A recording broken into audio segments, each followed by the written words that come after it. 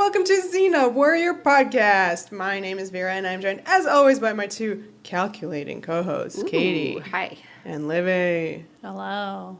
Side-eye. Are you calculating at me? Yeah. With your calculator? There's three of us. I'm calculating how drunk are you? Who's Caesar? What? I don't know. I think Vera's Caesar. Oh. I love the salad, don't remember? I'm Pompey, I guess. Okay. Katie's the other one. Oh, fine. Well, your guys are both my friends, so... Oh, sure. You know, I see. just how it is. my good friends. You how don't it is. have any friends. Nobody likes you. If you guys hear any noise in the background, it might be Phil the French Bulldog. Yes. But currently he's sleeping, so Yes. maybe he will stay that way. Maybe. Maybe. Best laid Depends on how plans. long we do this podcast for today. Today we're talking about 420 Endgame. Whoa, that sounds very final. Well, it makes you go, whoa, this is the second to last episode of season 4. And then you're like, never mind, It's there's actually another. the anti-penultimate Oh boy. episode. It's like when you watch the trailers, there's like 2 more episodes. Until the season finale. You're like, that's 3. You have 3 episodes left. Don't trick us. Yeah. Yeah, so stuff happens in this one. That's for sure. We are Right. gearing up towards our fake season finale. Yes. Which is next week. Yes. Shall we talk about it? Oh, yeah. Yes. Cool. So this one's written by Steve Sears and directed by Garth Maxwell. Garth has really been bringing it this year. Oh, yeah. He's one of the kind of unacknowledged success stories of the year. He's always been good. Remind episodes. I believe his first credit ever was Mortal Beloved. He then did Lost Mariner, which is solid. But these are, they're Early eps. early. They're fun. They do have some cool visuals, but they're not like amazing. Yeah. He's no TJ, okay? Yeah. But this season, he has directed Past Imperfect, Davy, and now This whatever one. this episode is called. Endgame. And I Cool. think all 3 are very ambitious and very impressive. Yeah, there's certainly one specific moment in this episode that makes you go, Garth, your name should be mentioned alongside the greats TJ and also King Rick. King of Slow-Mo. This was the most True. epic. He is King Rick. Yeah, I know exactly what you're Yeah, talking no, about. that's true. I feel like everybody's been watching Rick and has like been taking notes and now is trying to out-Rick him. Yeah. Yeah. The beginning of this episode is also really cool, I thought. It's like a forest, there's like a lot of fog, and you see a lot of dead Amazons. This was a little bit TJ, actually. Yeah, 'cause it was I blue, wrote it was that blue. down. I said TJE. Because, you got the, like, shaky cam, Yeah. which is the point of view. Even the breathing voiceover, I thought, had a bit of Rick in it. Like, he's Right. done that kind of, like, is this a fever dream? What's happening? Harry and the Evil Dead. I Yeah. don't know. So we're like, who is this? Ephiny is here, and she looks great. I love how her The face reveal. gets revealed. Yeah, the big-ass mask. And her hair. Her hair is so glorious. I think Very it's big also. never been more glorious than here, yeah? Yeah, this is Yeah. really gearing you up to a big Ephiny episode, isn't it, guys? Right? So exciting. Oh my So goodness. exciting. Haven't seen her in so long. That's I true. know. Not since Bittersweet, where her arm got broken. Yeah. Like, oh, I can't wait for By them Xena. to meet up and talk about that. Really Yeah. chew over everything that's ever happened to them. Maybe meet her son again. Yeah. No. Well, not Alright, yet, well, not yet. Put a pin in that What's one. going on here? I was very upset to find out that Solari was killed. I did not remember who this was. Well, I think we loved her from Hooves and Harlots.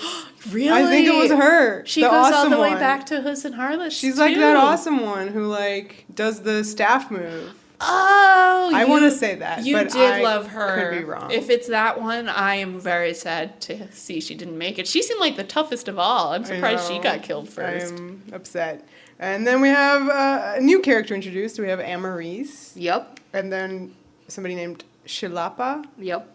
These are our new Amazons. So we're killing off our old ones It's and such a replacing revolving them. door of Amazons. I mean, we've had new Amazons come in before. I would say Amarice is giving me such Velasca vibes. What? Because she's new. She's the outsider. I mean, I know that the characters are very different in the arc, but she's like the outsider who's like, my tribe does this. Like, I hate you bitches and what you're doing. Like, you know, I'm insolent to you, Gabrielle, and don't think you should be queen. Unlike Velasca, Amarice doesn't actually have ambitions to be queen herself, but she's very much that kind of outside figure being like, I don't like this.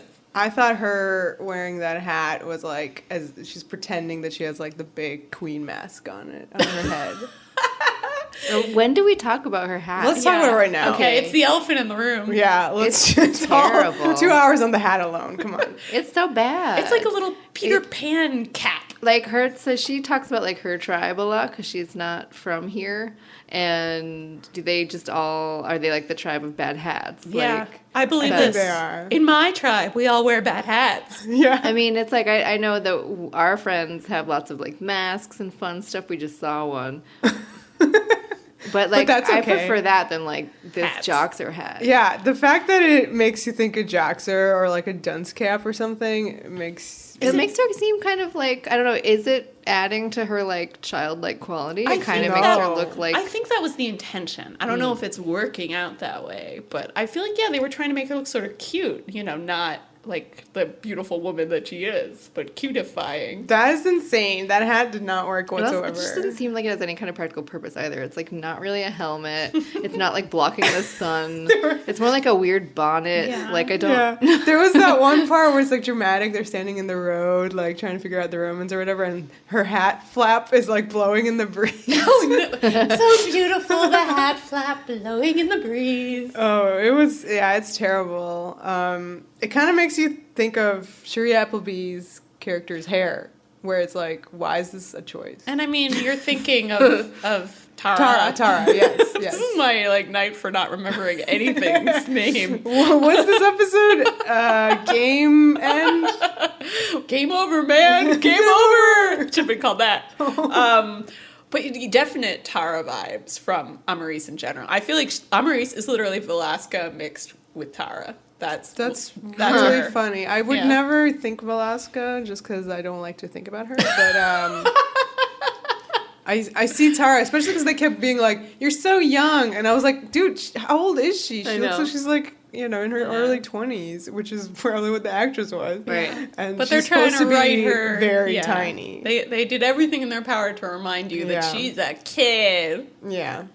So then the Romans attack our friends, the Amazons. And we have the introduction of Brutus, what is he, 3? He's Brutus 3. Yeah. The final Brutus. Yeah. He's my Brutus. He's your Brutus. He's my He Brutus. should be everyone's. He's Brutus. definitely Renee's Brutus. Oh, yeah. he sure is. But because I guess he sticks around, He's really good. Is what makes him the ultimate Brutus. And it's like, why wasn't he original Brutus? And I don't all know. of the This guy's Brutuses a great ever? actor. David Franklin. So we know him from Farscape. Braca. Right. And it's weird because the last episode, right before this, had a character named Creighton. Which Oh, is that's right. I thought about that every time we said his name. the I'm lead glad you called that character out. on Yeah. Farscape. Yeah.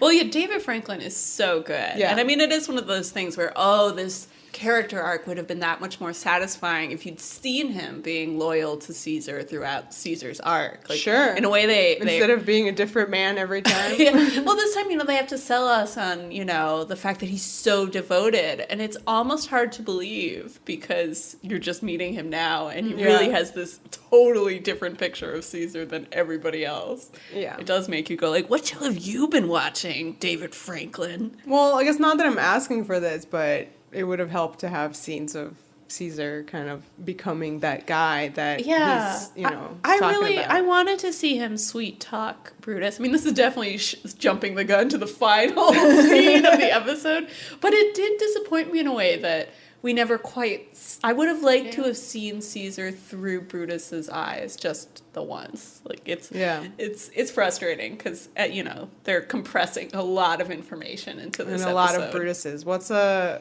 group What of if Brutuses? the bottle episode? Brutai. the week Brutai, before this? a backstab of Brutuses. Oh my god. That's good, dude. That's good. What if the bottle episode that we had the week before this was just like Caesar and Brutus. Oh my god. That would have like been no people ballsy. that we know. That would have been ballsy. I would have absolutely watched that episode. Like a 3-part, because it's not really like this and the next one are 2 parts. They're like related 2 episodes. Could have been like a related 3 episodes. Yeah. I always say for this show, it should be like a 4-arc It's so finale. funny. I mean, 4-episode arc finale. Save it. Yeah. Save it. And it seems like we're all really hungry for an episode in which we're trapped in the room with someone. We just want that so badly. You wanted Najara last time, and now you want trapped in a room with Caesar. So right, because these are really good characters that you just want explored. Yeah. And we know they're given capable their due, of it. Given their due. They have a lot of depth. Yeah. And, someone like Caesar, I'm always complaining that you know there's depth there, and you never quite get to see as much of it as you really need to. I do get frustrated in some ways. Like, we'll talk about it when we actually reach the damn scene. Well, but we got sidetracked a little bit. Yeah. Their Amazons are fighting. Right, the so Romans. Brutus is here, and he is pretty awesome at the fights. it's the final Brutus. I can't say. He basically almost stabs Amarice. It's, whoa, we just met ya. Don't care yet. So, But I guess we're supposed to, and Ephiny definitely swoops in and saves her. which was nice because she's the queen. She is the queen, and she cares, and alas, poor Ephiny is tragically killed. I have a note here that just says, "Love watching Ephanie's hair in a fight." Really nice. It's good. Love Like- one last hurrah. This was a good fight. Like Amarice, we just met, that breaks some dude's neck. Dude, she is like hardcore. Like So- not joking around there. We need it, right? We need it for the character that she's. I guess, but he kept being like, "You haven't ever seen death." That's it true. makes you go, "Really?" 'Cause, Jesus, she just stabs so many dudes. Yeah, let's talk about Vera. You made a good point about Ephanie's last scene here. What's wrong with it? Oh, what is wrong with it? She dies in the teaser. It's just The entire episode. like you were saying earlier. Yeah, you have this major character. You're like, oh, Amazon's episode. Ephiny, haven't seen you. Or like Ephanie's final episode. Let's even say they decide to kill her off. This is her final episode. When is the last time you've seen? No, because we live in Illusia. Point being that A guest star come in to get killed in the first few minutes. Is that no, what like you're gonna say? a sort of somebody set up to be like, oh, major This character. isn't Scream.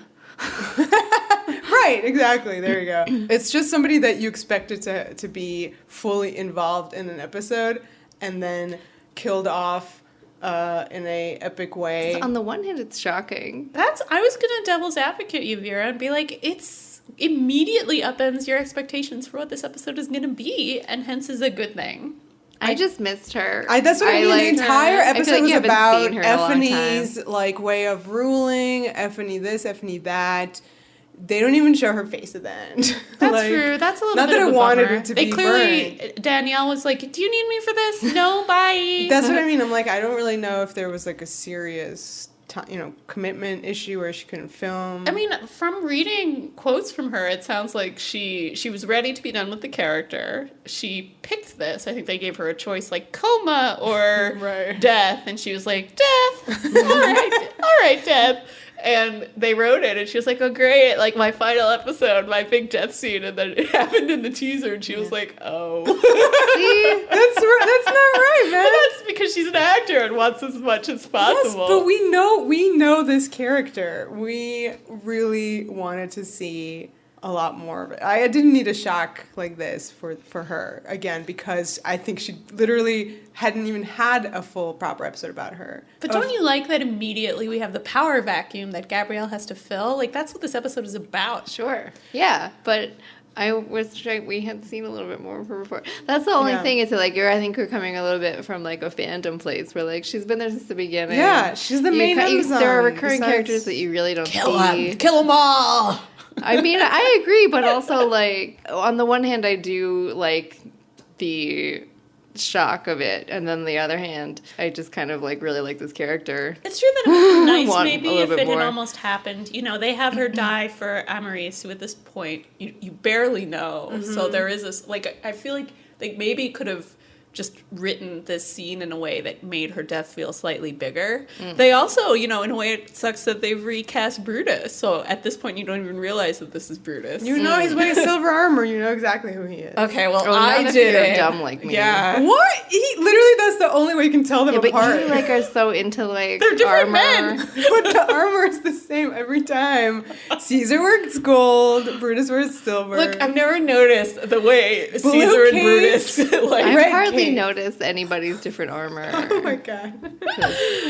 Well, I didn't know. So you have two characters who are significant, Amarice and Brutus, but you don't know they're significant yet, and then Ephiny dies, and you're like, okay. However, I did love how it looked. Mm-hmm. Yeah. The direction is great. And they have that cool overhead shot. Yeah, sorry. Yeah. Oh, no, I was just going to say, my issue, I like the moment when she's stabbed. You are like, oh no, it feels important. She makes an excellent face. Yeah. And the music does a thing, and you're just like, shit. Yeah. But yeah, I think they definitely could have done a little something different here to make her, maybe just give her more of a character moment. You barely get that. Yeah. Right. She should have been in this episode. I don't need her in the episode. This episode has so much going on with it already. Remove some of that. Oh, shit. And put it in another episode. Okay. Vera wanted a 24-episode season so badly. I just want, instead of getting so many of those ridiculous, episodes, just have a whole thing be one arc and, be modern TV about it, all right? Gosh. Every other episode is people trapped in a room having to talk. We're learning about the characters. Someone. Yes, absolutely. So anyway, you mentioned the direction. I really absolutely loved the big crane up, created the look of the God shot, POV on her fallen Ephiny and in the arms of Amarice as the Amazons run by. That was the coolest part.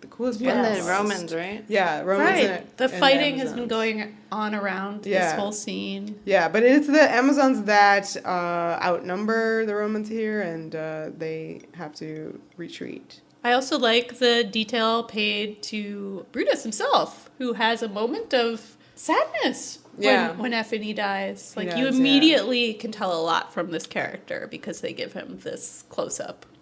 You know this guy, he's no Caesar. Brutus 3, he's the only one who can act. All right, let's talk about the most important scenes probably from this episode. Yay! Gabrielle is fishing, and her catch is Xena. Oh, you were planning that one. That was too witty. That was not off the top of your head. I liked it. Okay, so this scene is about Gabrielle's humane fishing, which, can we discuss it for a second? Is that, so she's gonna throw the net. That's the thing to discuss. This fishing thing. This is her pacifism arc, and she has got a big. Oh, that's a good point. This is a huge episode for her. Even though she's this arguably is just as busted as all her other attempts at pacifism that make no sense. I mean, it's kind of funny. I feel like on first watch, all of it, really was whoa. And then, second watch through and, rewatching some of the podcast, you do kind of, stop more and go, girl, what? So this one is fun because she thinks that by catching the fish in the net, they're not going to suffer as much as Xena when she just stabs them. Because then she's going to splurt her snuff powder on them to stun them after they come out of the net. So I don't understand why she thinks that trapping fish in a net with them flapping around. This was this is a thought. You even still have immediately to kill them? I came to this conclusion. Is she just letting them flap to death? Yeah, a note on Whoosh.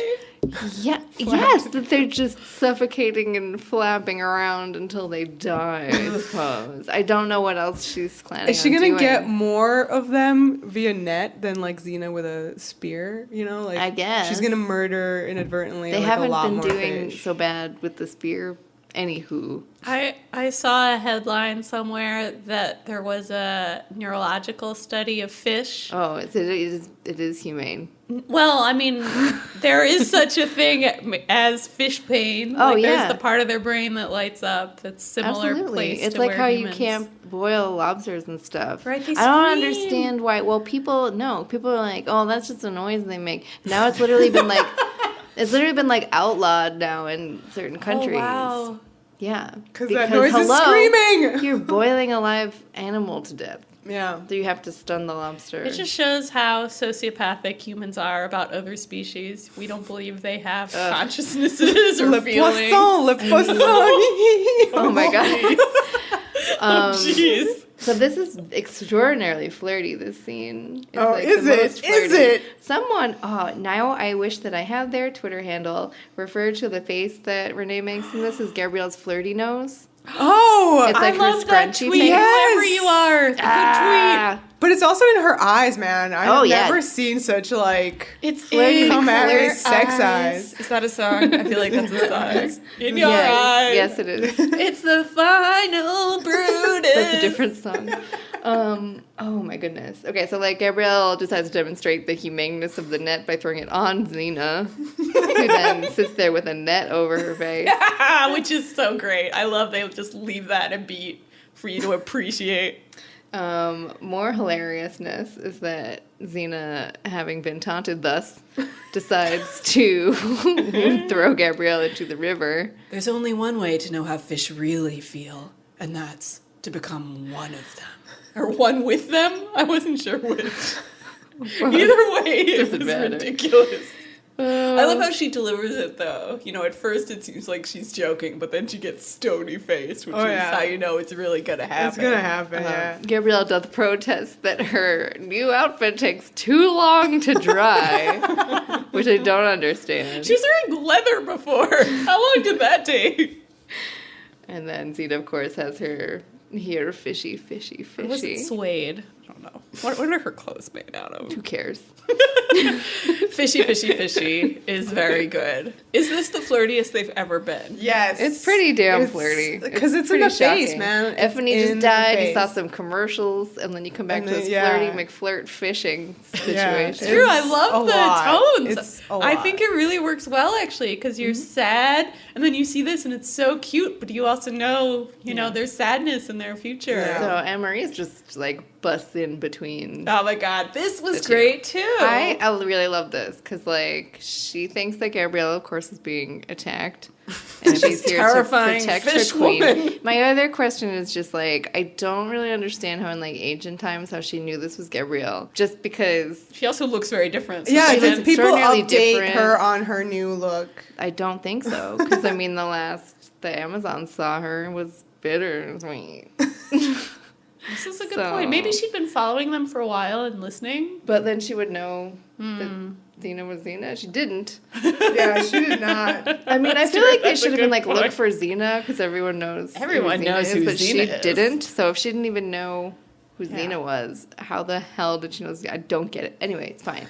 I don't appreciate her saying that she thought Xena would be taller, because you can't get any taller than Lucy Lawless. She's pretty. You can, but she's pretty. I feel like that's a joke. I don't think it was a joke. Vera takes Xena's height deadly seriously. Yeah. All right. Have it your way. She did mean it in the sense that, the joke is that she is tall.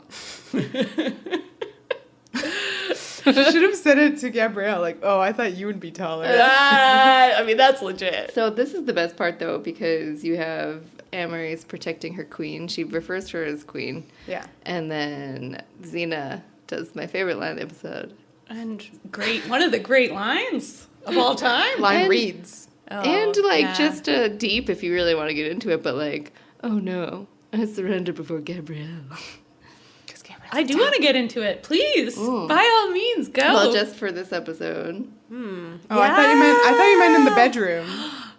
Sorry. I mean, obviously in the bedroom. How much shall we? In the bedroom. No, I mean, when we go through the episode. Yeah, but that's a really good point. I was just looking at it as, that is a nice symbol of their romance, the way Xena has, come down off her high horse, quite literally. They're so equal now as powerful people, but we're beginning even to shift that balance where Gabrielle has more power. But yes, you're quite right that this episode will actually illustrate that dynamic at work.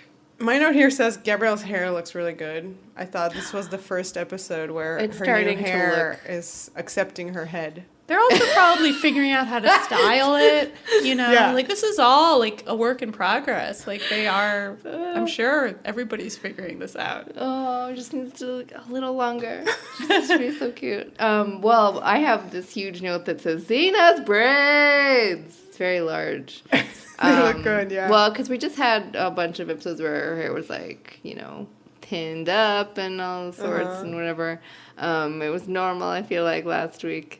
But, like, this episode is, like, it's looking really good and extra. It's, like, the bangs are real big. I noticed that it's like, very long. Her hair is really long, Yeah. and she has the 2 braids in. Like, just already she has them. And it's fun, I think, because, like, it fits in with, like, Amazon-ness. But she didn't know that this was She didn't know they were going to be, yeah.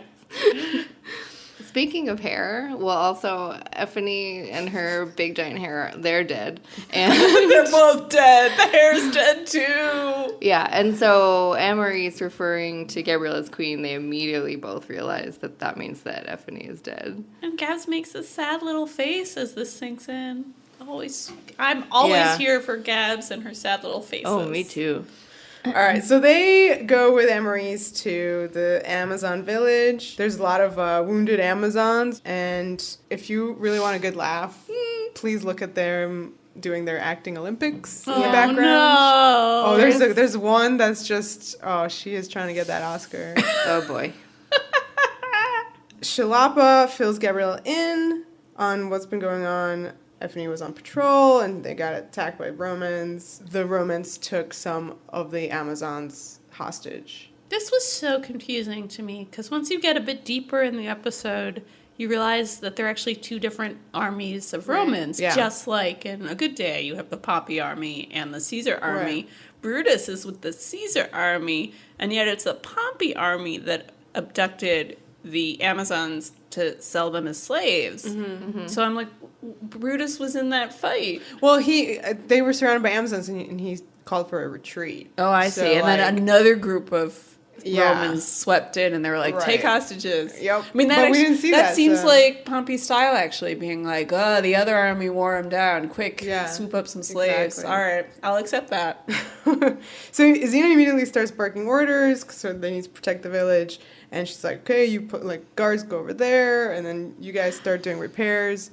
And then she kind of, like, looks at Gabrielle and is like, is that correct, I Gabrielle? loved this. So smart. Yeah, it's very respectful. I also noticed that in this moment where Gabs kind of steps over in the blocking to the Amazon side of the screen, like Yeah. originally she's standing next to Right. Xena and she steps, and you see Xena's reaction to that step, and it's this little face of like, oh no, like she's chosen them. Well, there's 2 Amazons, like on each shoulder, and to me it was more like they led her over. Kind I mean, of. they probably Yeah. was a bit of that, but I feel like Xena.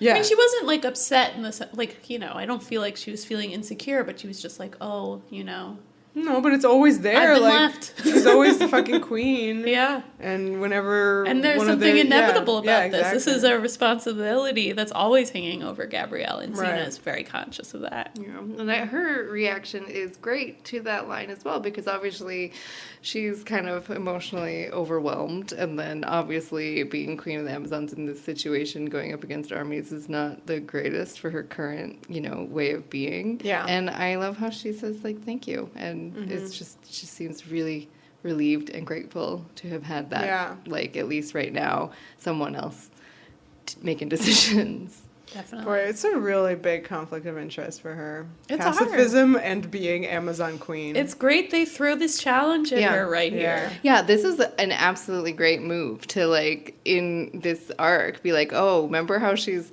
could technically be queen of the Amazons, and Yeah. like they're Warrior race. Yeah. like, let's like explore that. Yeah, good idea. So Gabrielle goes to Ephiny's hut to kind of pay her respects. As she's doing that, Xena finds this like burnt up, like broken sword hilt, like in the sand, and she makes a face. Dun, dun, dun. There's like a camera pushing like these epic drums, which I thought were drumming for her braids, but we already mentioned that she had them. And then she goes into the hut to find Gabrielle there. I wrote Gab's looking at dead Ephiny. Wah! So inside the hut, there's a really great scene with just Gabrielle and Ephiny. She kisses her gently on the forehead. Xena has this great line. Over the last 10 years, I've watched the Amazons go from mighty nation to scattered tribes. I've wondered if what I was seeing was their greatness coming to an end. But Ephiny showed me there was hope.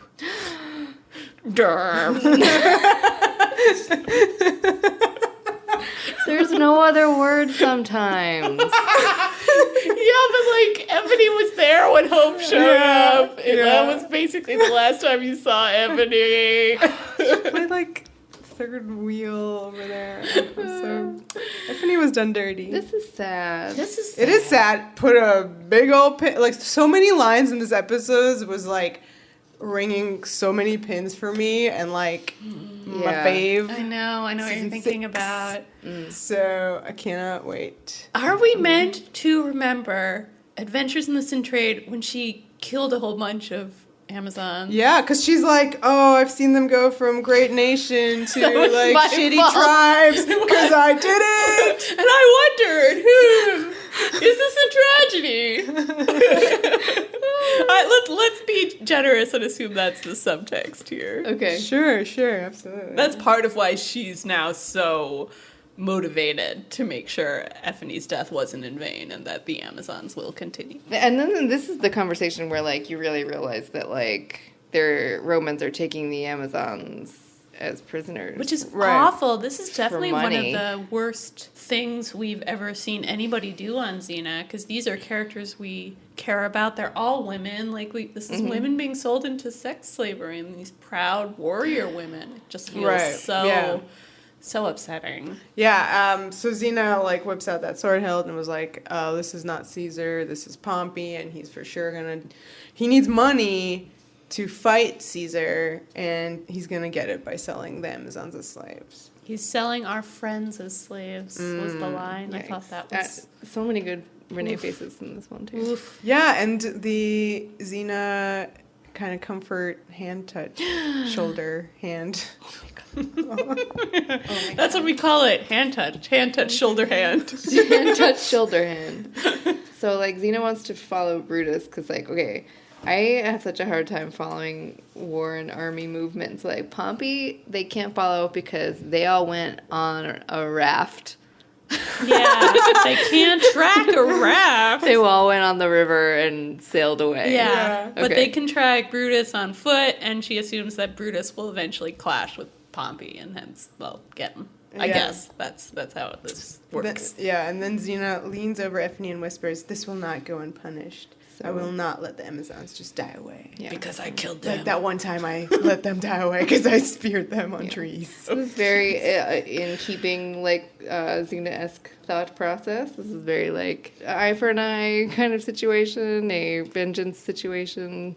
It's been a while since she's done a vengeance situation. Is it bittersweet, right? I mean, this feels slightly different. This is more of an atonement if we do take as the subtext the fact that she is in part responsible for what happened to the Amazons. This is her trying to, restorative justice. I like that. Yeah, I was responsible for you getting to this place. I'm going to get you out of it. I like it. But Amazon justice also That is the most Xena. an eye for an eye. And as Amazon well. justice, of course, Oh, yeah. is such a theme in this Yeah. episode. So Yes. we should be paying attention to any mention of justice. Yeah. I think we should focus on what Olivia said. That's very good and very Xena-esque. So Xena mounts up on Argo, and she picks her team, Shilapa, Messlina, and Amarice, and they're going to go find Brutus. I love how Amarice gets on her horse, this great little horse stunt. She just kind of does a running jump, like, over the butt of the horse directly into the seat. Can we talk about Amarice, actress? Sure, Jennifer Skye. And then that Xena's like, you can come too. And she's like,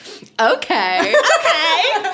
What was that She's about? got a sort of Valley Girl quality at times. She's supposed I like to be it. funny. Yeah. I have a massive soft spot for her because I love what she will soon become.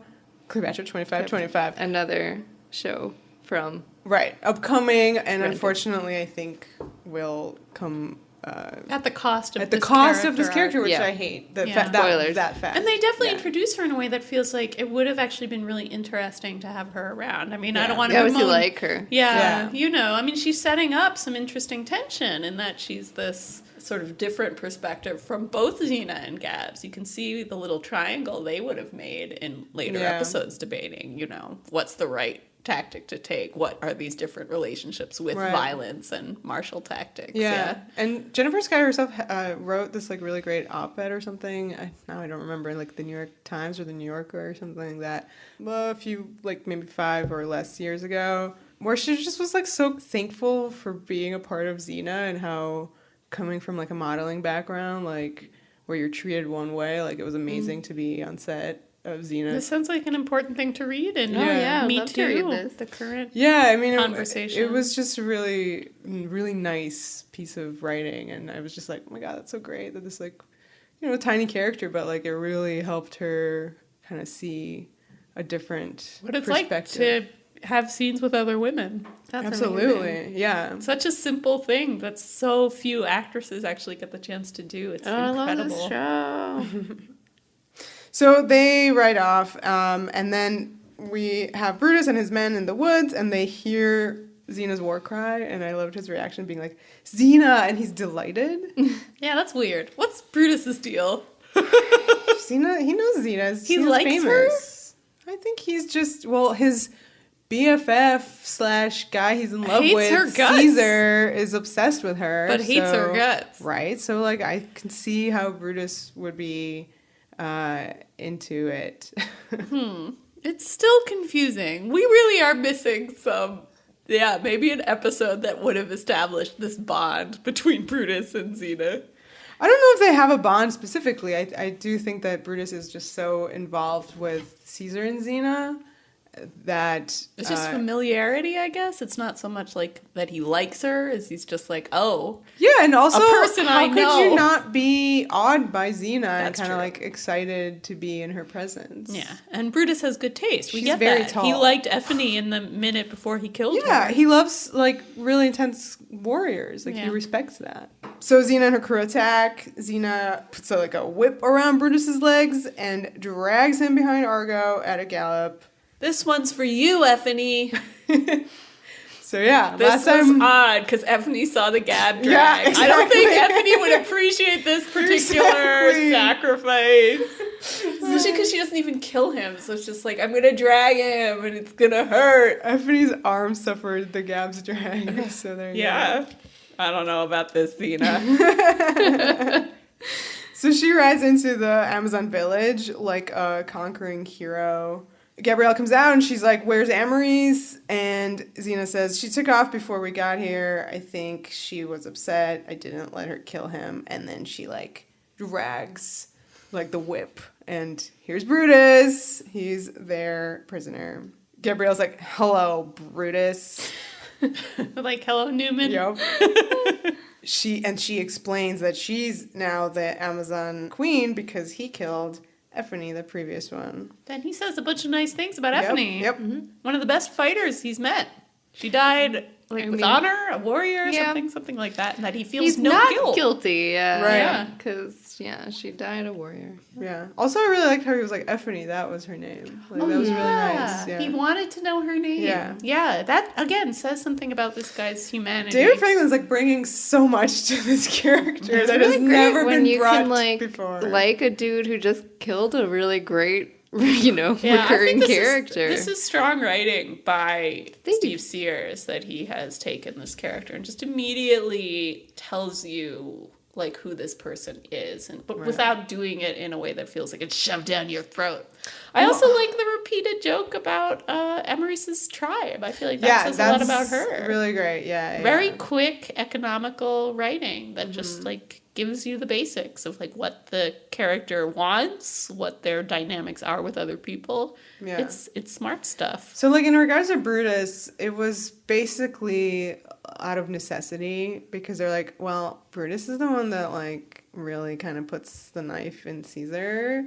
and we're about to get there. So, like, this guy can't be a rando. No. So let's try to give him as much, like, character stuff as we can. And this is very, I assume, influenced by Julius Caesar in Shakespeare, where Brutus is a very sympathetic figure who has this kind of moral view of people and the world, to the point of almost seeming a little naive. I think they're definitely trying to copy that, but in a nice way. Good copying. It is funny, though, that it wasn't like this since the beginning. Obviously, the fact that he kills Caesar is always there, but they were like, well, we don't need to explore Brutus.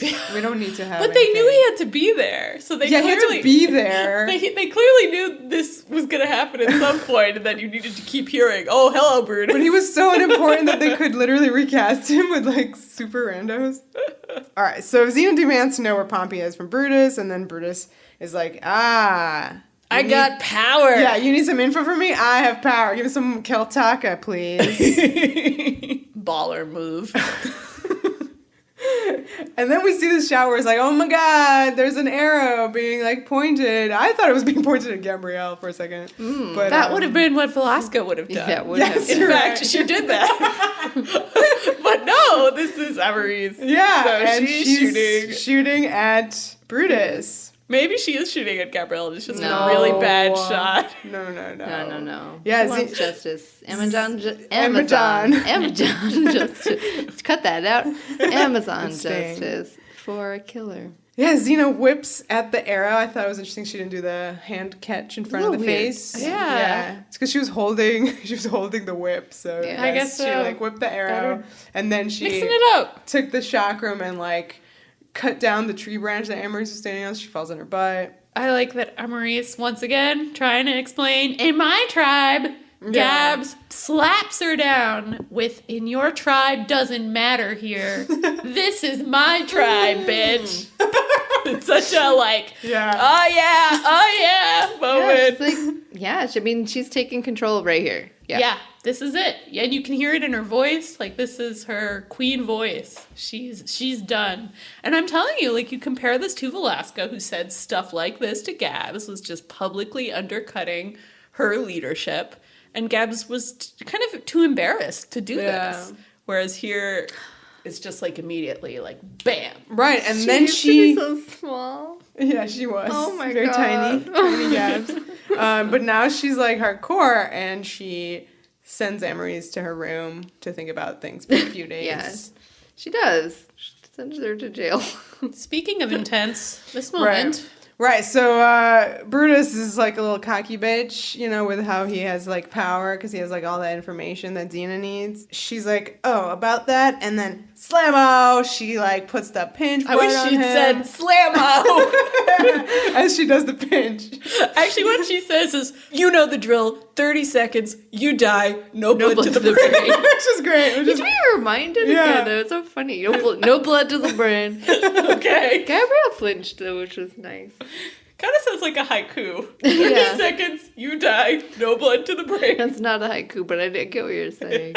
So he spills the beans. He does, yeah. This is the part of my notes where I started spelling Pompey like Bompy every time. It was really Bompy. irritating. He's the bomb. I don't know why. It's just like a beat. I can't write. So Brutus has told her everything about Pompey that he knows, and Xena's like, okay, great, and she starts walking away. I love this. Gabrielle has to be like, Xena? Hey, you forgot something. Yeah. And then it's Shalapa, I think, here, who says, like, no. Yeah. Like, let him die. Yeah, you got the info. Amazon Justice totally let this happen. But then Gabrielle, like, orders Xena to put the pinch off. Well, she's like, Amazon law says Brutus's punishment is my decision. Mm-hmm. And she's like, take him away, so And Xena has to. chooses to obey Gabrielle, Queen of the Amazons, rather than Her own instinct here, which is a really important choice. And also it's awesome to see Xena going with the pacifist instincts, you know. Exchange a curb- good look as well. It's a really important moment, and one of it's going to kick off a series of them in this episode. I surrender before Gabrielle. I'll keep doing it. I love it. Keep doing it. All right. So here's an interesting scene. It's Is it two people locked in a room and talking? And they're talking, and they're random. The best scene of the episode. Right? It's kind of amazing. We have Amarice and Brutus, and they're cellmates. Hey, Roman. That's what she says. And I was like, oh my god, she thinks his name is Roman. But no, she wants to taunt him via recounting how they do Amazon executions in her tribe. Right. Yeah, it's like slow torture, horrible. Her tribe clearly is the worst, most violent, badassest tribe. Always while wearing hats. The biggest torture of all. These hats will be the last thing you see when you die. But Brutus has a great response. He basically is saying, like, you're telling me this means that, like, you never saw this or you're a fool. Right. And, I mean, it seems like she's taunting him, but, like, she's really mainly concerned about herself because she thinks she's going to be executed for disobeying the queen. Mm. Oh, I did not understand the subtext of this scene. That's great. Wow, so she's kind of talking it up. Do you think it's like making herself feel better? Yeah, I think in a weird she's way. Very afraid here about herself, and then nope, she's pardoned. She is pardoned. Xena comes in and pardons her on behalf of Gabrielle. And then Brutus is like, you better make the most of this. Yeah. Xena doesn't give many second chances, little girl. Yeah, little girl. Yeah. Oof. But I mean, this is great because by the end of the scene, you do like them both. I think it's a really nicely written scene in that way. You get that Brutus really has a respect for life. And you're right, that Amarice is this complicated character, that this is a swagger that she puts on, this time. In my tribe stuff. Kind of like Tara. Yeah, but in a... Not like Velasca. With less of a bad wig. Yes. But, I mean, she still has the hat. This is the scene where it's flapping in the wind. Oh. because Xena takes her team to lay the trap for Pompey on the road. Amarice steps up to Xena and she's like, I don't get it. You and Gabrielle. Like, what's up with you guys? Are you guys together? That's what's exactly going what on? I thought the conversation was going to be. And then she's like, nah, you're just going to let her pardon Brutus? Oh, this conversation is good. Yeah. Yes. Yeah, because Xena's like, her battle isn't with Brutus, it's with this sword. My sword. and this axe. And this dagger. It's sort of what she does. Yeah. With war and hatred. And you know what? Sometimes I don't like the way she goes about it, but I've come to understand her. Yeah. And, like, that she starts out that whole speech by saying that she's, like, not the weakling that you think she is. And that, you know, she's actually, like, seen shit that and Amarice hasn't. Yeah. It's what Brutus said about seeing all the death. So Gabrielle and Brutus, I feel like, are being linked thematically. And soon to be linked romantically. Yes. But this is what's so great about this episode is that, like, even though, you know, Gabrielle and Xena clearly have their two different ways of going about their business in this episode, that they don't fucking, like, fight about it. And Xena's just like, I don't like it sometimes, but I understand her. And, like, they understand each other. I feel like they're moving past that argument. Like, Xena at this point knows that Gabrielle is right a lot of the time. Yeah. And to listen to her, especially in these Roman situations. Like, Xena's always kind of letting herself be provoked by the presence of Caesar. Here, finally, we feel like she's being like, calm down, listen to Gabrielle.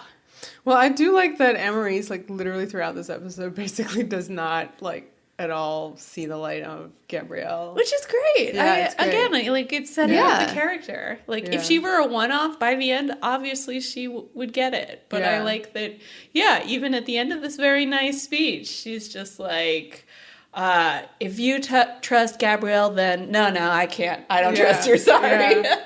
I thought that was a witty line and made sense to me. Like, I also like that she's like, but I can follow orders. Like, I totally followed Ephony's orders, like, even though I'm not from her tribe.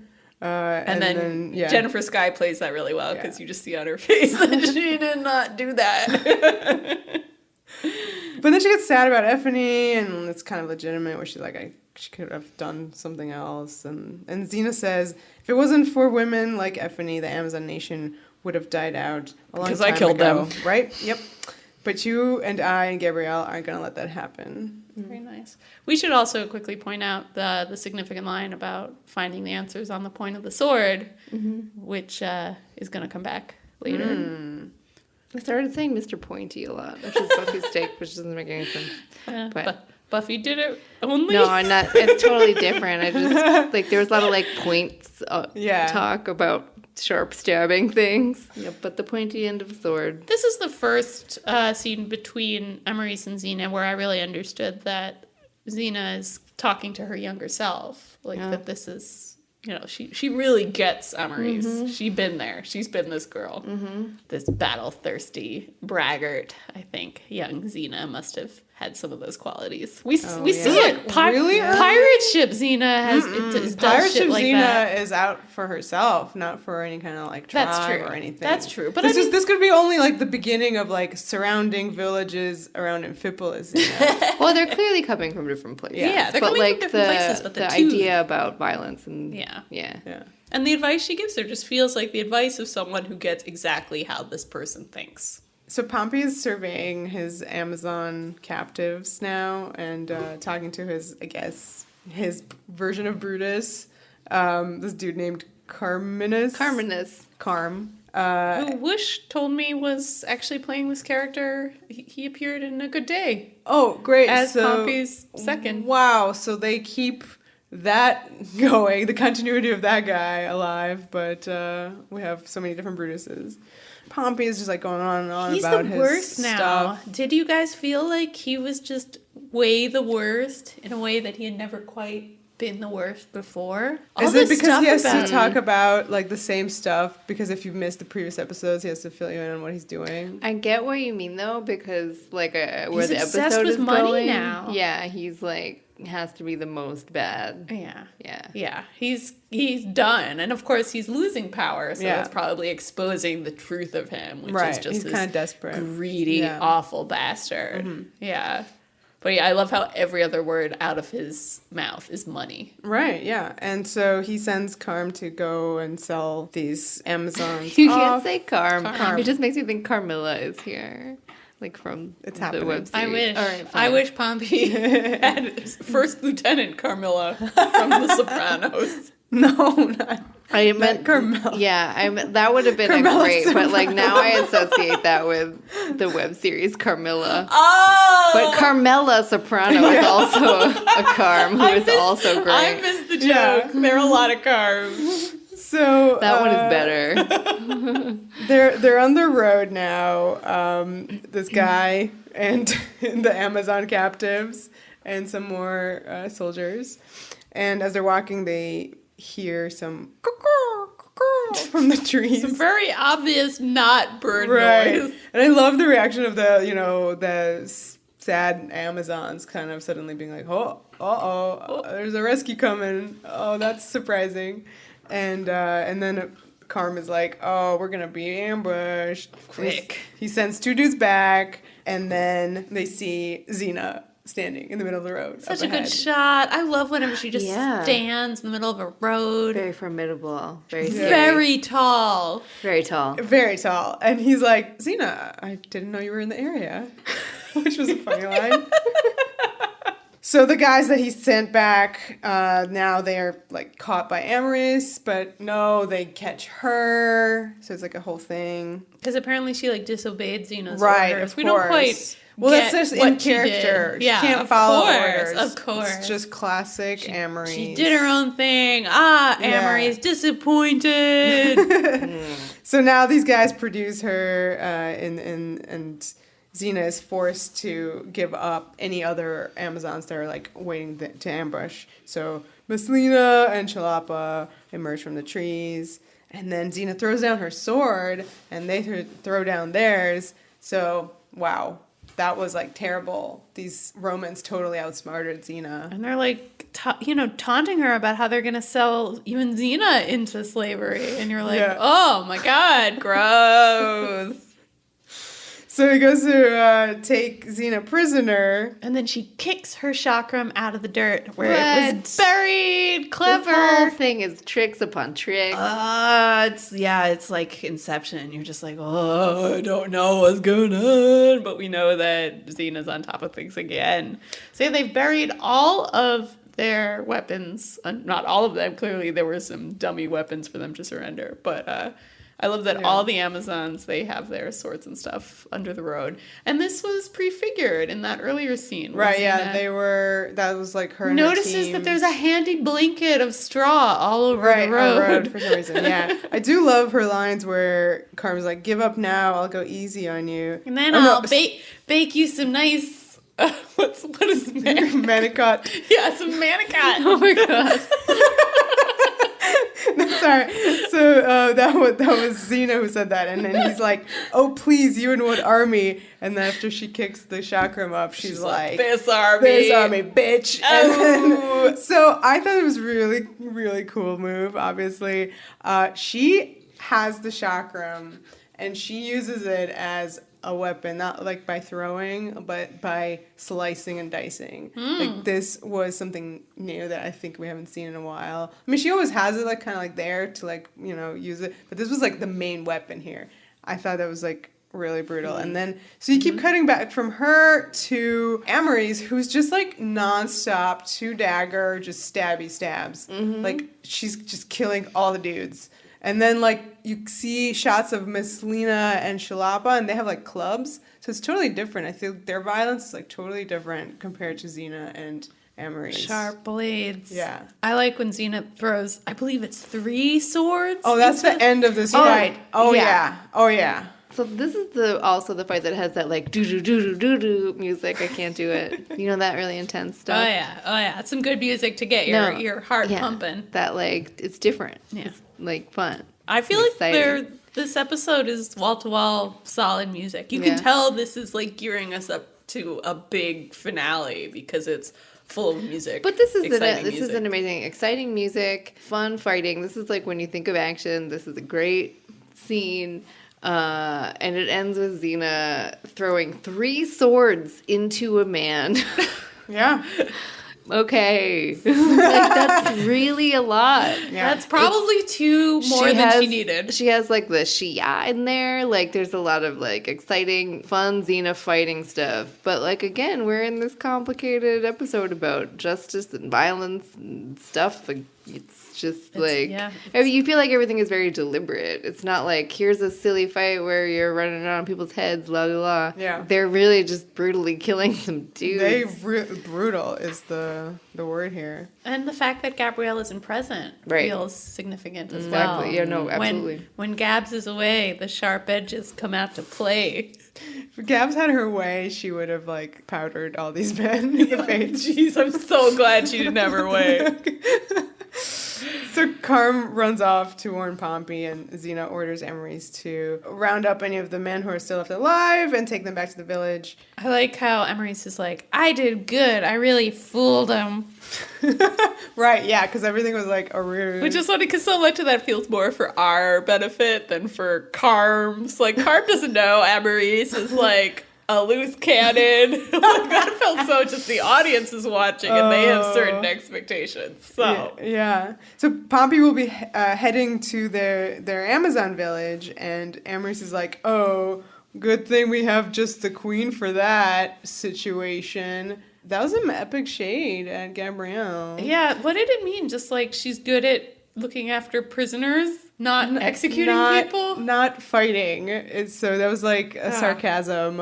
I got it was a sarcasm, but I just didn't get the kind of thesis statement of the sarcasm. Xena slowly turns her head to look at Amarice like Kermit in the meme.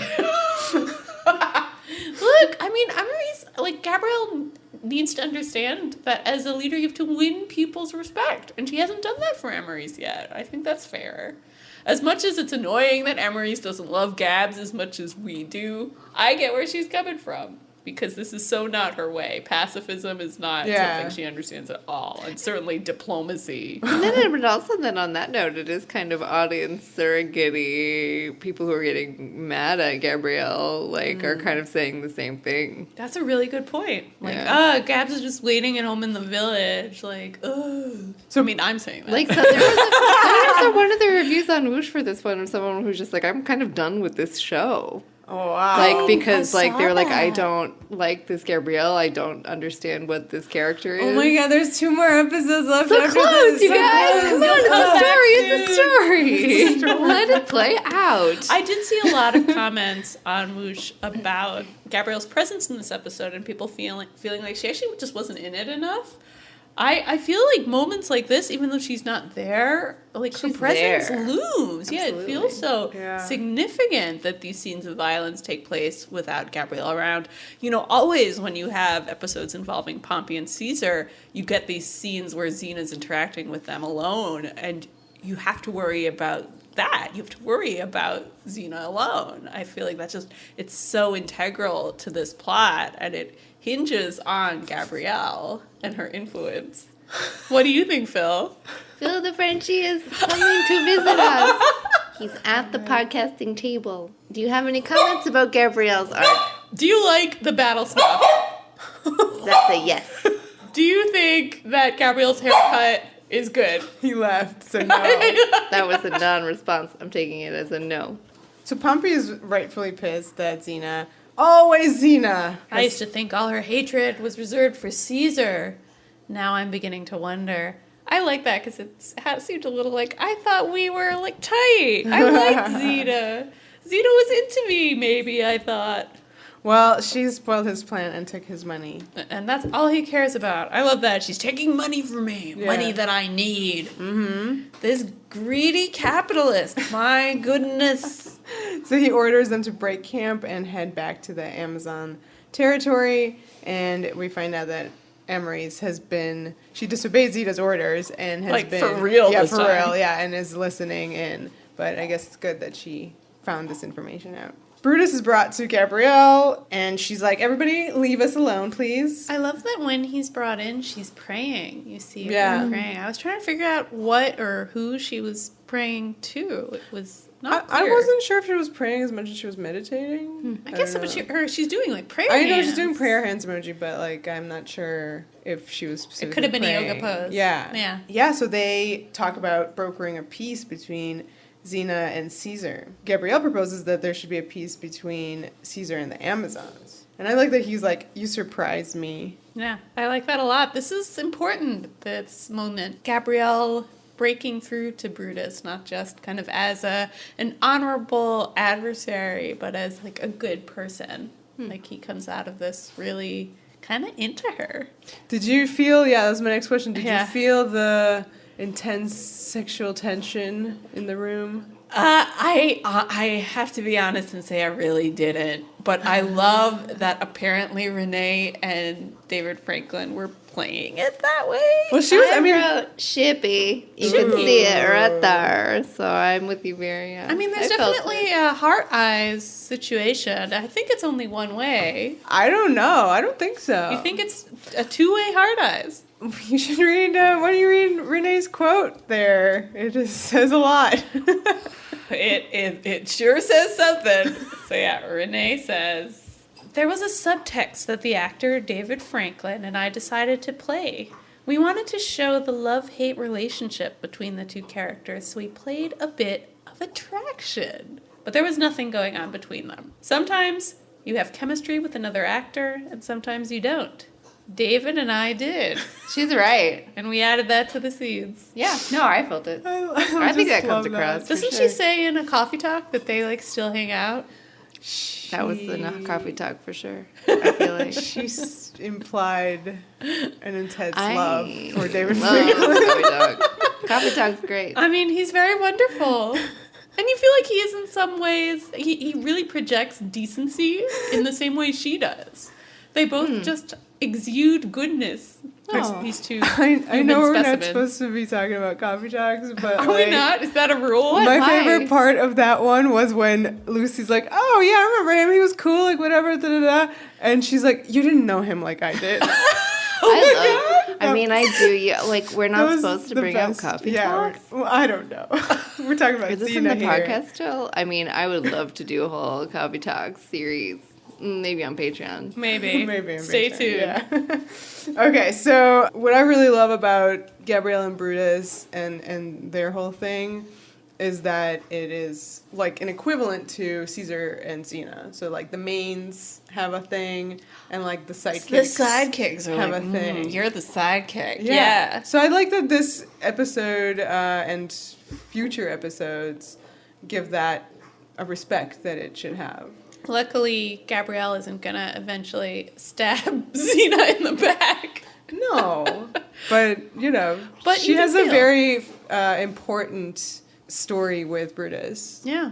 And she's someone who does want to stand up for what's right. I think it's very significant in this scene that Gabrielle, the pacifist, but now queen of a warrior tribe, says that even though she's trying to broker for peace, she says they're willing to fight if they have to, if they're provoked. Right. I thought that was the Amazon response. And she handles that very well, and she means it. We see by the end of the episode that she means it. She's willing to lead people into battle. Right. And yeah, I mean, honestly, this feels like it breaks her streak of pacifism, if it wasn't already broken by the battle stuff.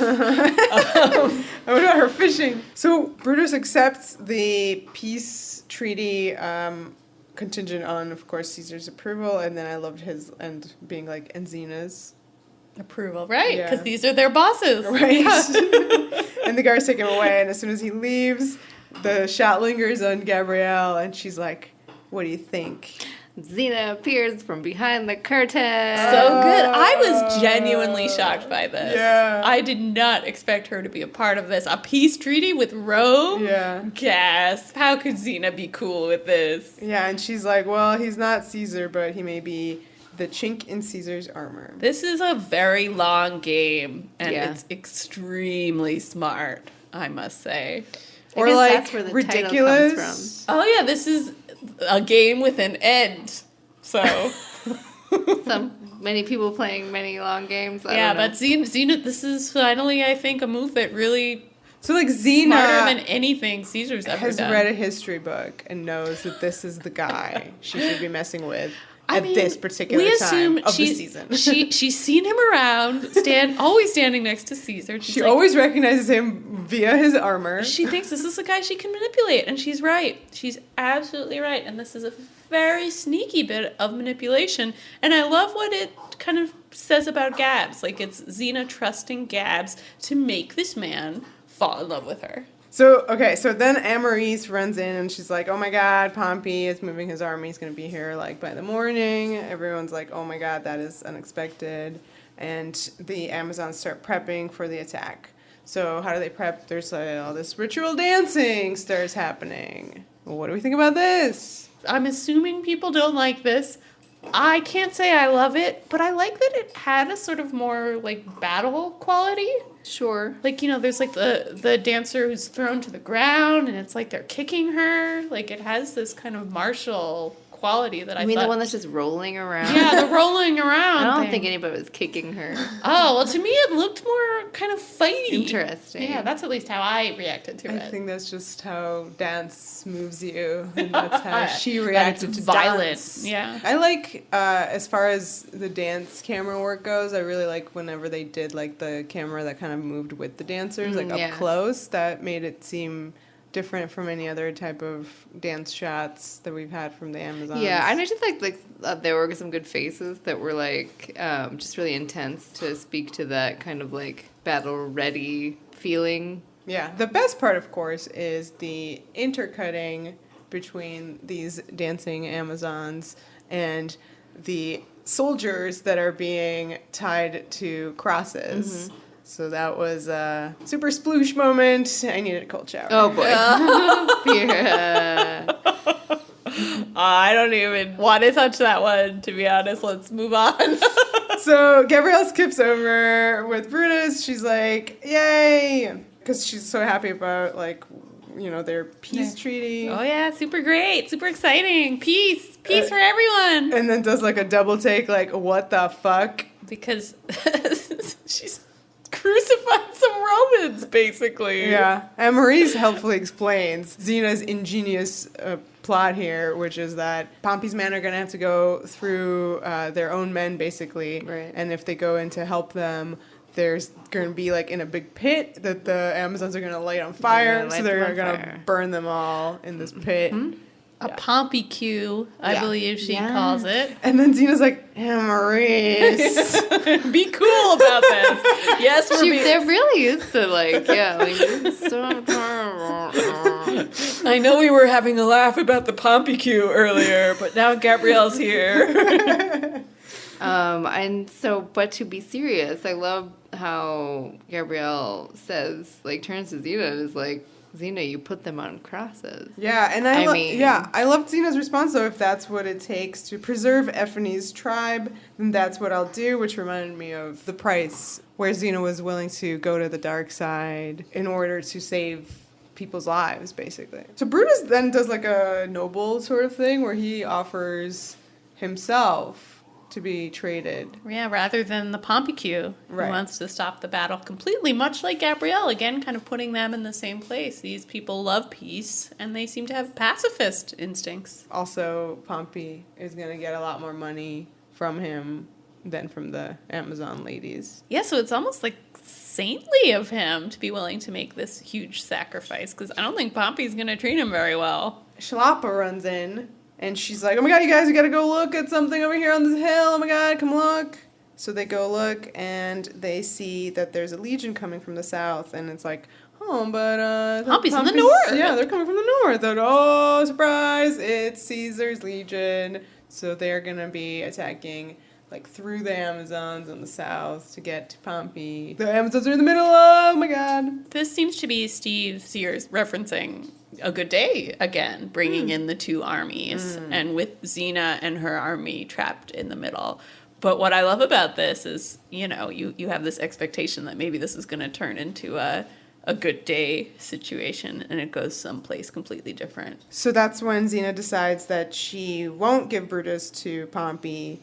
He can go back to Caesar. She cuts his ropes with like one swing of her sword, and she has a new plan now.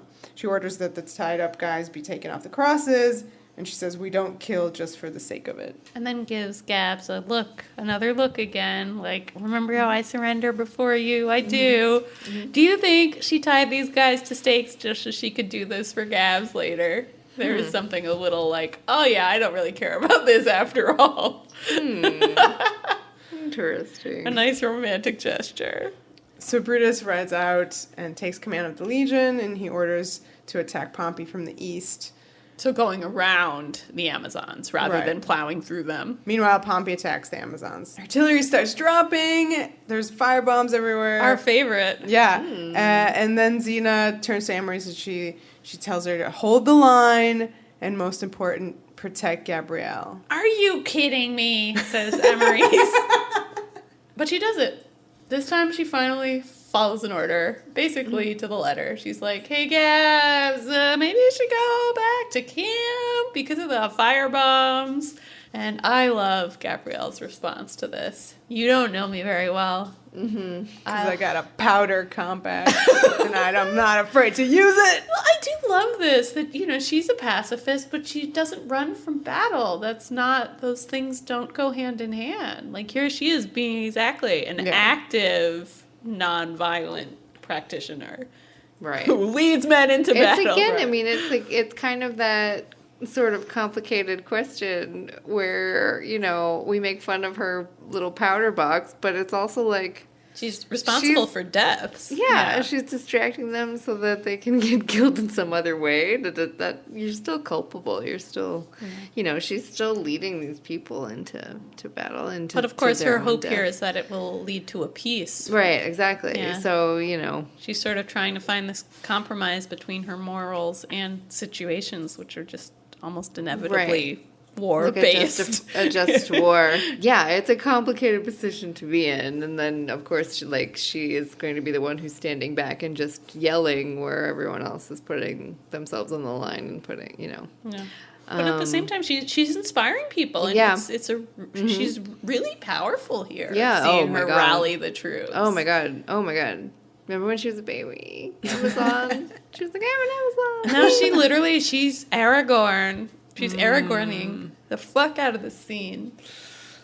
Okay, Can we talk about I the want to slow-mo? talk Oh my about God, the Vera's Xena gonna- part, and it's the best part ever. So Xena has a plan, right? So that's why she needs Amarice to protect Gabrielle, because she can't do it. What Xena's doing is she is on Argo, and she is just riding through the battlefield.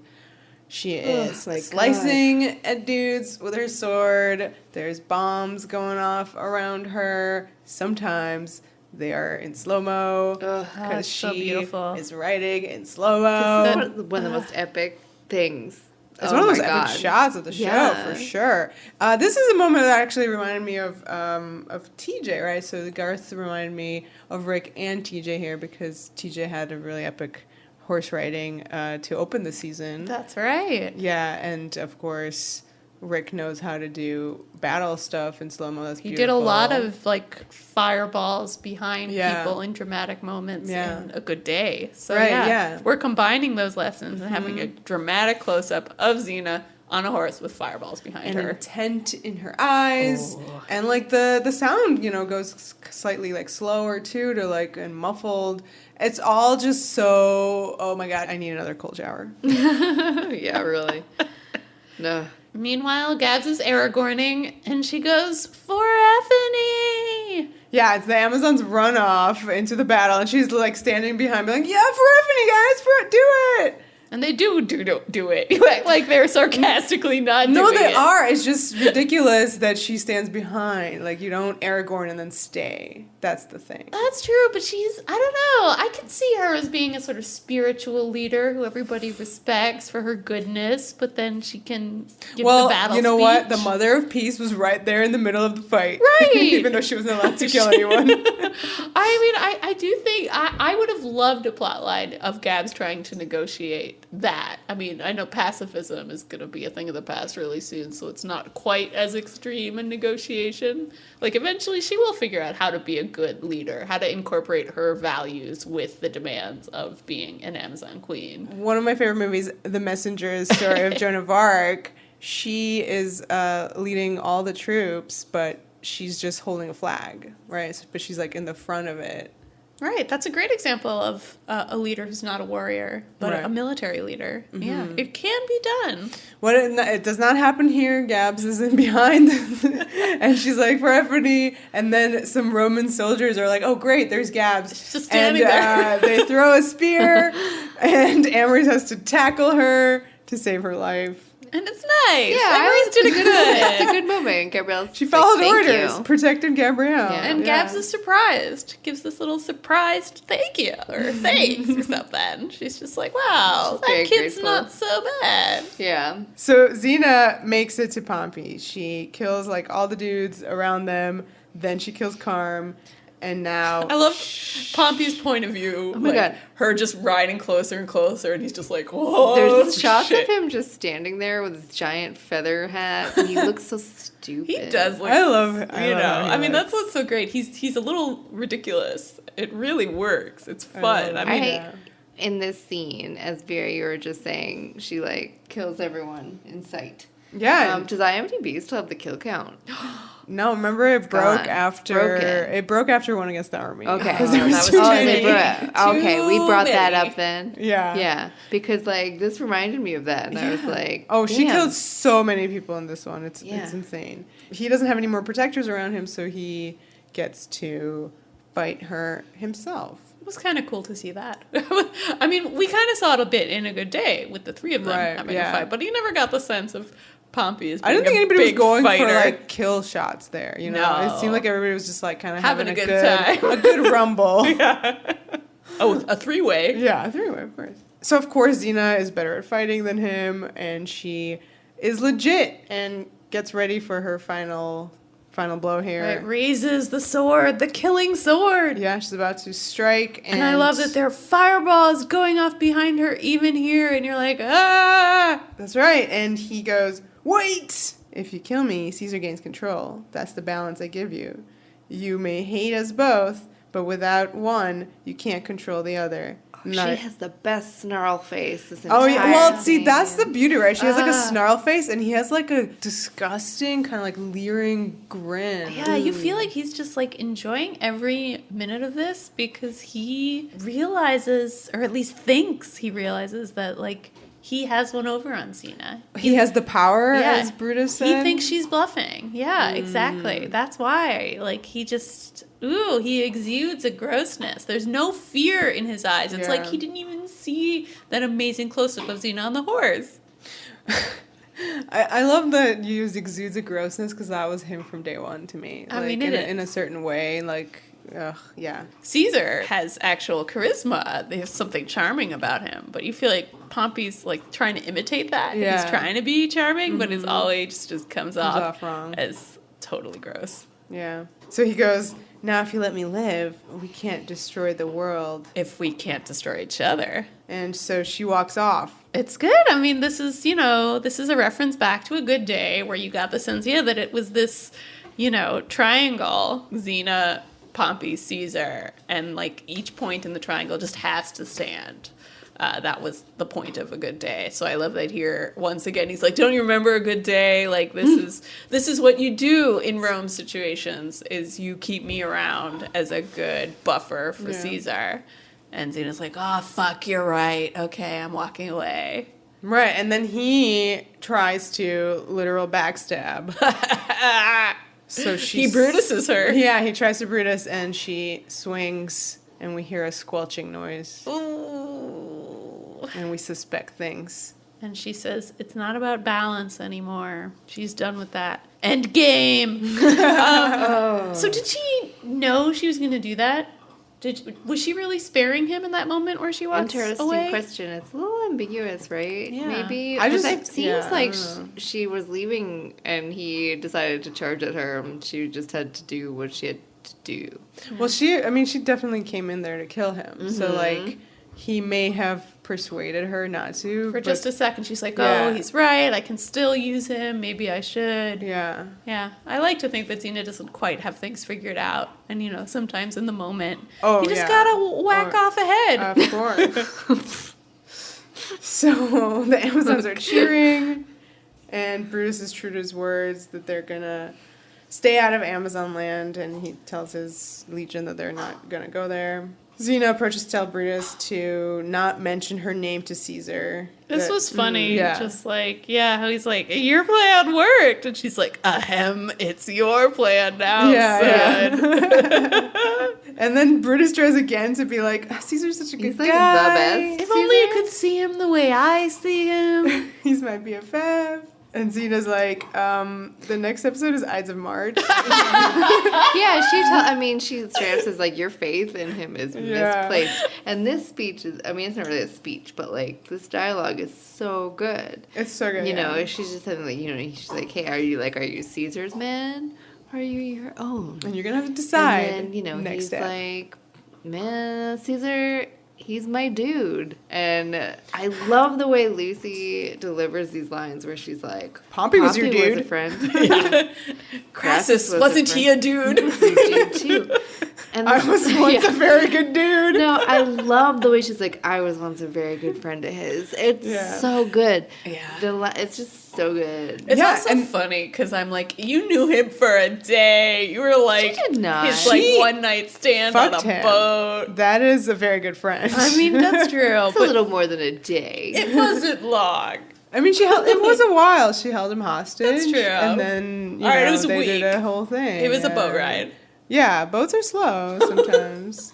But yeah, you're absolutely right, Katie, that this was magical delivery. You still need the punchline. Yeah, of course. Then the punchline is, but maybe you're special. Ooh, she says it's so good. She's seen it. She's seen Ides of March.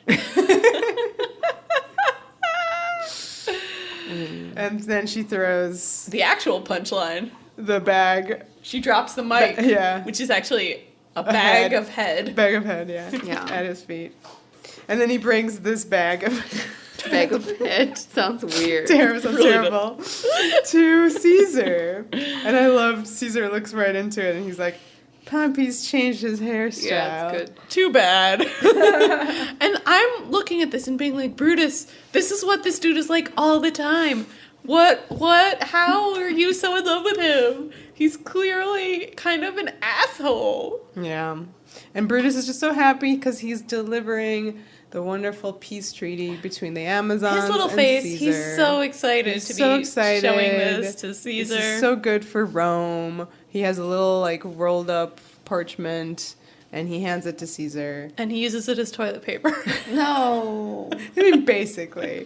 Basically. He doesn't even unroll it, and he just burns it. Mm-hmm. He sucks. And then... But he has a good point, that they're not under his control, and hence they can't be trusted. Which is honestly is fair and strategic. You're right.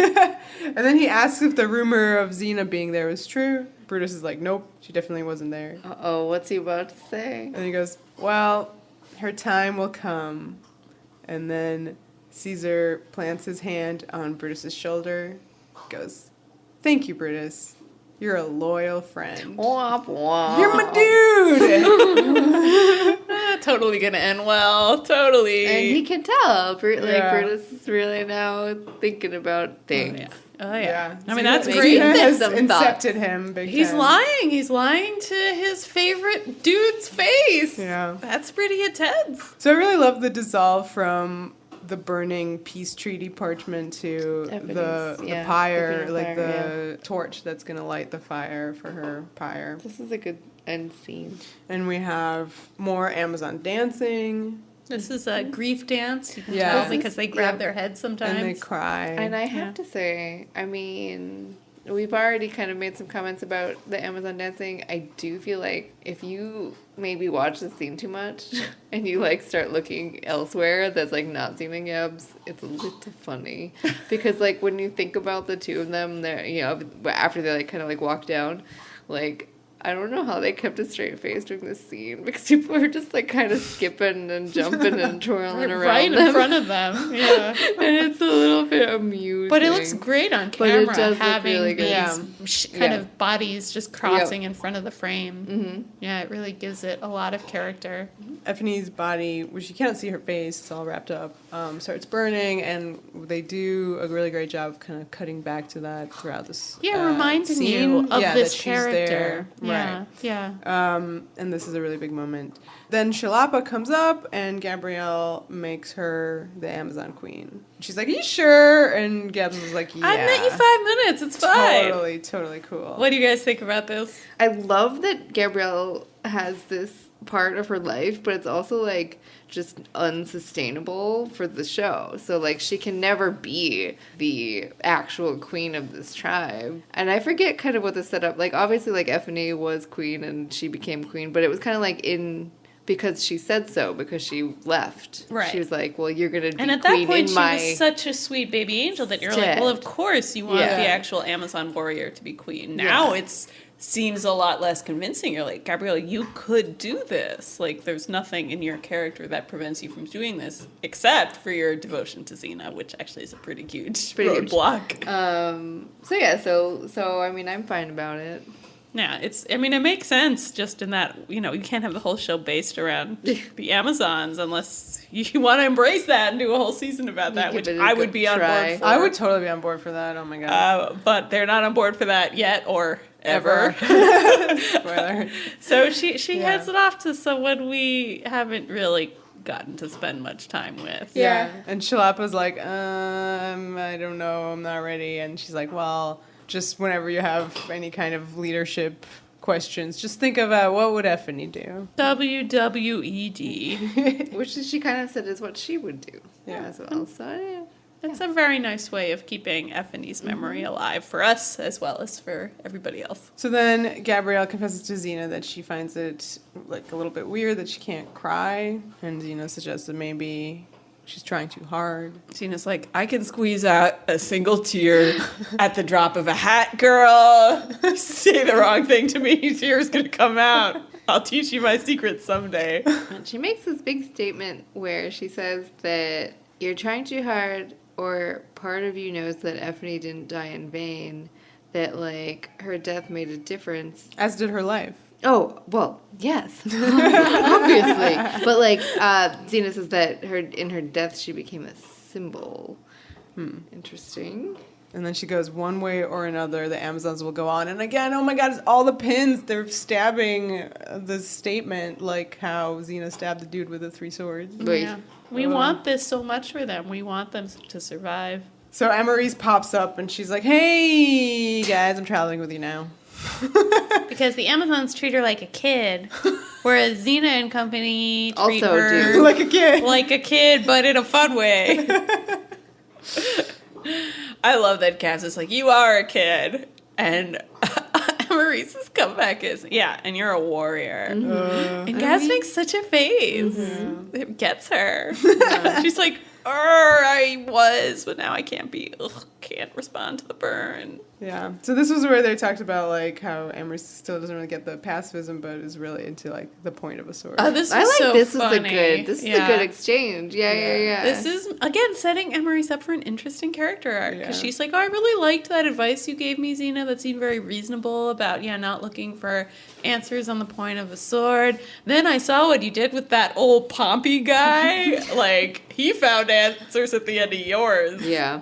And you're like, oh, she really learned the wrong lesson from this. But of course, that's so great because it's such a, like, her killing Pompey was such a great moment for the audience. Like, we were impressed by that. But now seeing a character go, that was cool, everything else I don't care about, you're like, oh shit, should I have been into that Pompey scene? Like, Xena still does things that are kind of like crossing a line in Gabrielle's eyes and maybe even in Xena's own eyes. I really liked that. Then Gabrielle starts to have a feel, and she walks up suddenly, leaving Xena. I love the way that she starts walking right before Xena's like, are you ready? Like, Xena, makes this kind of gesture, but then Gabrielle has already kind of started moving forward on her own. Forward towards the pyre. Yeah, this is just, I wrote really big letters, tall, small, crying. Yeah, I mean, this is like one of the most touching scene, like, in a way, like, when I think about this episode, and I, like, literally 2 things come to mind, which is the teaser and the tag. Ephiny dying, and then Gabrielle being sad about it here.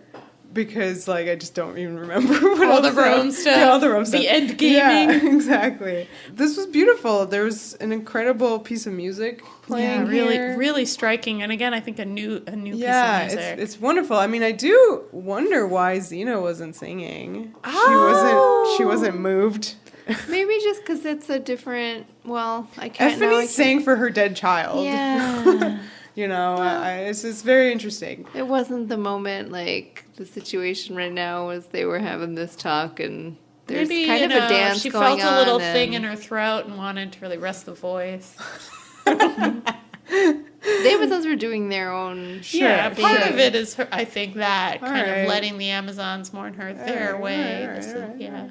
Well, anyway, this piece of music is wonderful.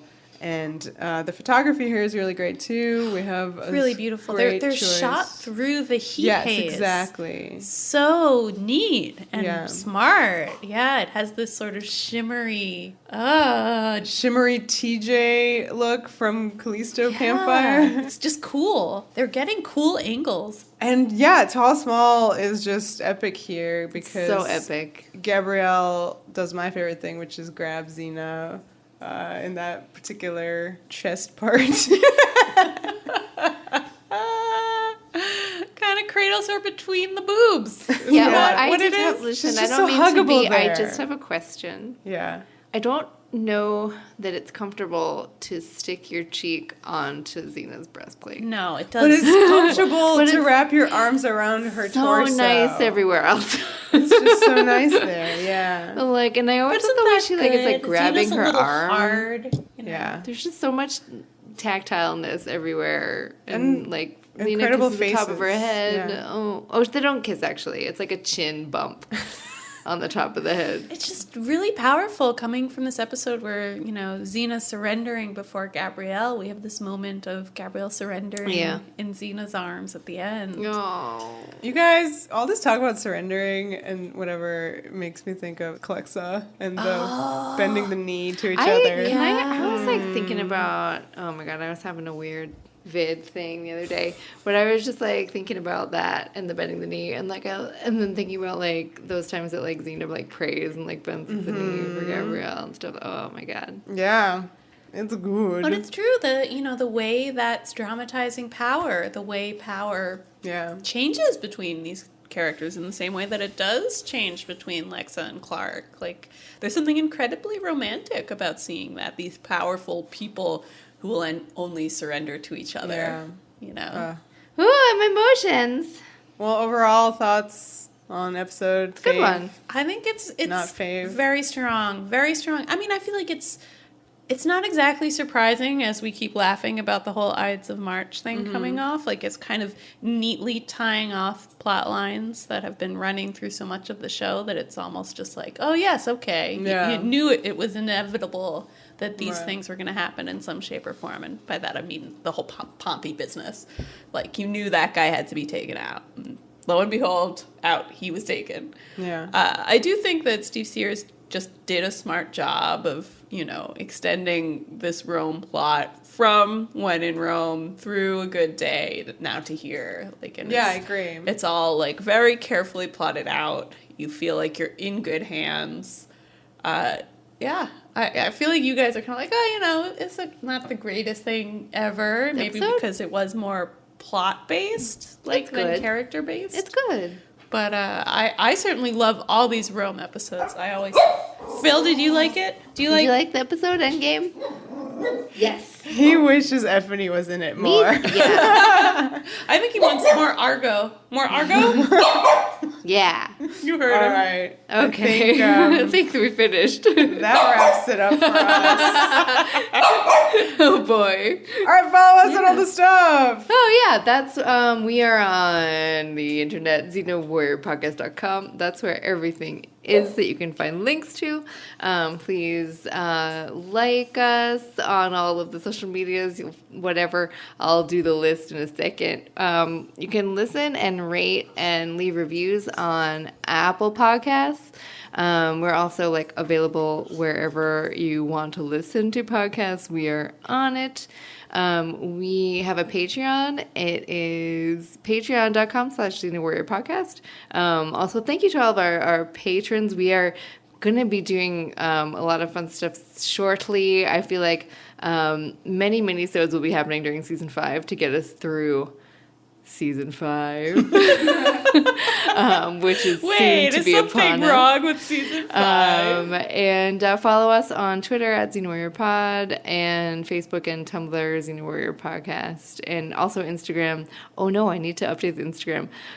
Help. I'll go do that right now. We're done. The power! The passion! The podcast!